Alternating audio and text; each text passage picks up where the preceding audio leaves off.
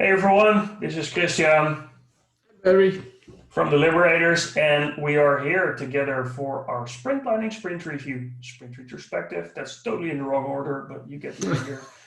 Uh, well, last sprint was a pretty cool one because we've delivered a bunch of new features. Well, actually, we haven't delivered them entirely yet because we're going to do the release today, but at least we've developed a couple of features that we think are going to be very cool.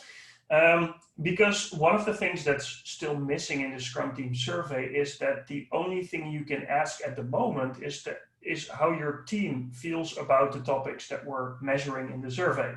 And while that's great, it's also really important to ask the stakeholders how they feel about what the Scrum team is doing. And this is actually quite hard to measure, so we spent last sprint to figure out how can we actually measure this in an accurate and reliable way. And we think we found a good way to do that, which we're going to test. It's already interesting, Chris. I'm going to interrupt you because from my perspective, this was entirely simple because why don't you just keep the same questions, but then ask the stakeholders to answer them? Why are you making things so difficult? So can you maybe, I think it was a very good conversation that we've had, and maybe the patrons have the same consideration, like why do we need different questions for stakeholders? Why not just keep the same questions, but then ask stakeholders to answer them? Yeah, so one of the questions, for example, we ask the Scrum teams, for example, how often do stakeholders compliment you with the work that you do? How satisfied do they say they are about your ability to release frequently? And what's interesting and what makes it complicated is that for the Scrum team, they don't know how stakeholders feel. So the only thing they can give answers about are the behavior of the stakeholders.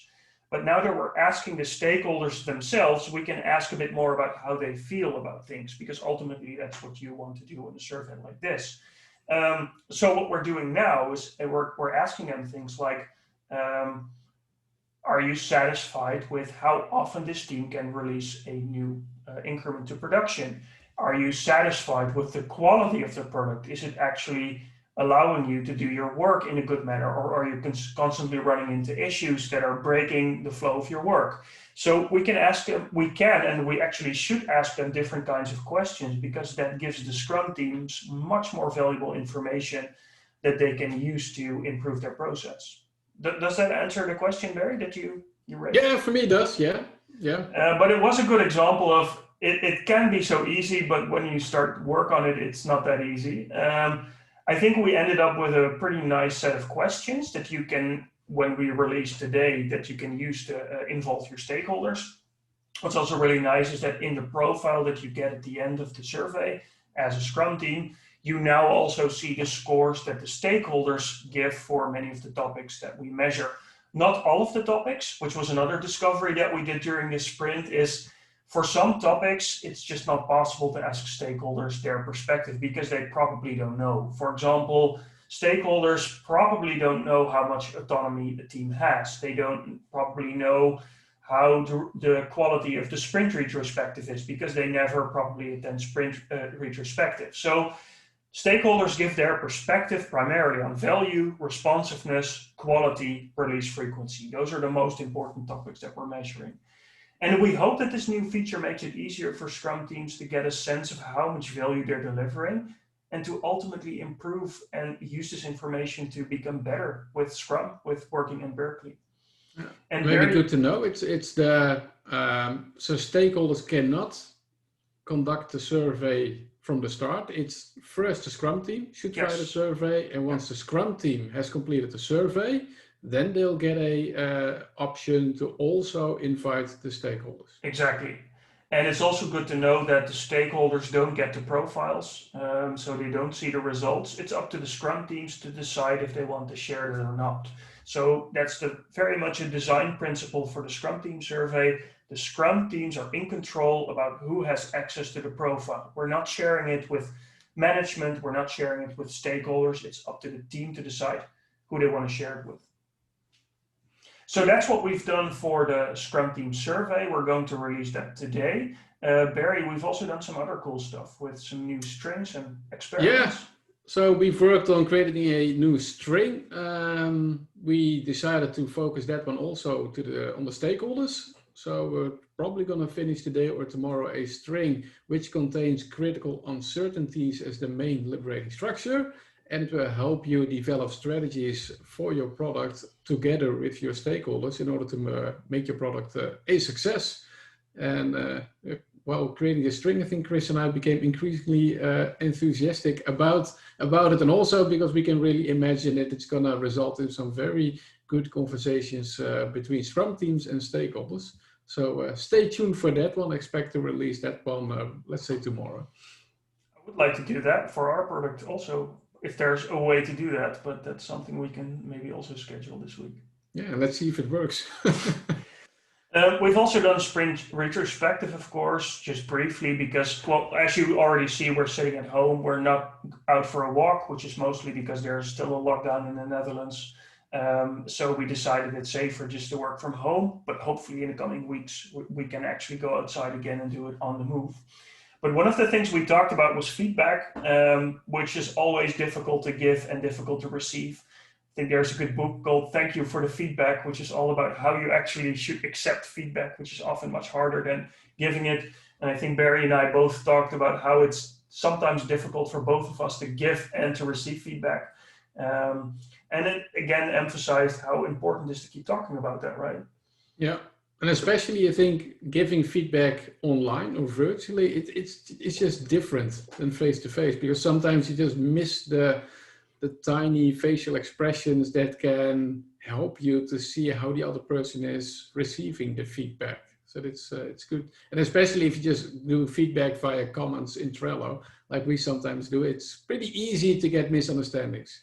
So we just had a conversation. We also identified a nice pattern where you have this idea of the feedback burger, right? So you have a positive thing, and then you have a negative thing or a constructive thing, and then you have another positive thing just to end with.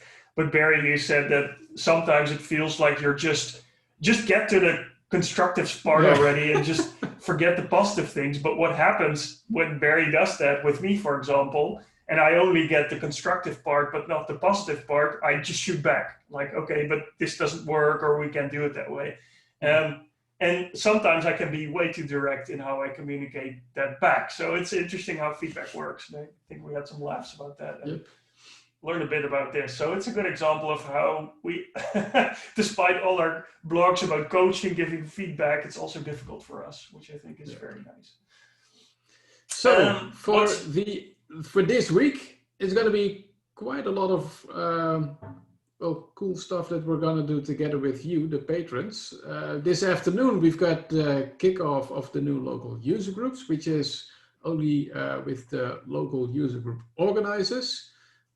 Chris and I have a meetup for quite a nice organization tomorrow about the Zombie Scrum survival guide.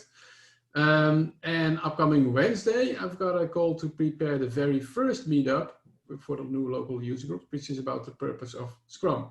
So the meetup itself will not take place this week, the purpose of Scrum, but we're going to do a call to prepare the meetup, but we'll keep you informed about that one as well.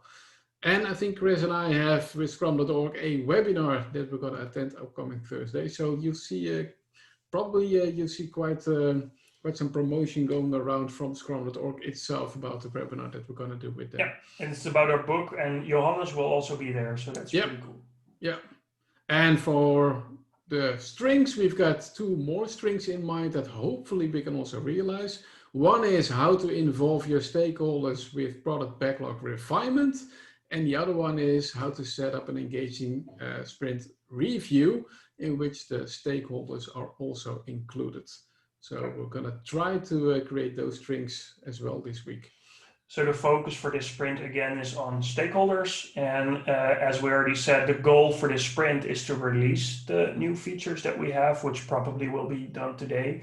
But aside from that, another part of that goal is to also make Scrum teams aware that they can actually invite their stakeholders. We're going to do a soft launch of sorts, so we're not going to pull all the stops when it comes to marketing, but we're just going to make you aware of it. And in the coming weeks, if the new features work well and are stable and people like it, then we're going to announce it more broadly in our podcasts and blog posts and other things.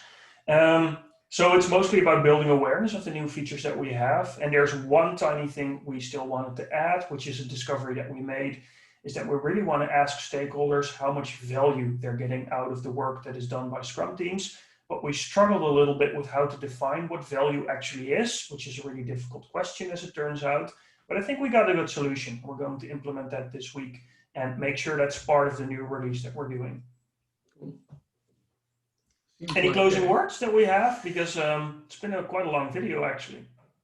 No, more that I'm quite excited about the direction that this product is heading towards, and I'm really curious to see how the stakeholders are going to perceive the Scrum Team survey. So no. That's my biggest assumption right now, is that teams are actually going to invite their stakeholders and are curious to see how their stakeholders feel, but we may end up discovering that teams are not that eager to ask their stakeholders. So that's an assumption that we're going to test, and I hope you want to test it with us. Cool. Oh, Thanks for watching. Yep. And we'll take care this week, and we'll probably see each other during one of the meetups. And if not, there's another video next week. Cool. See you next time. Bye-bye.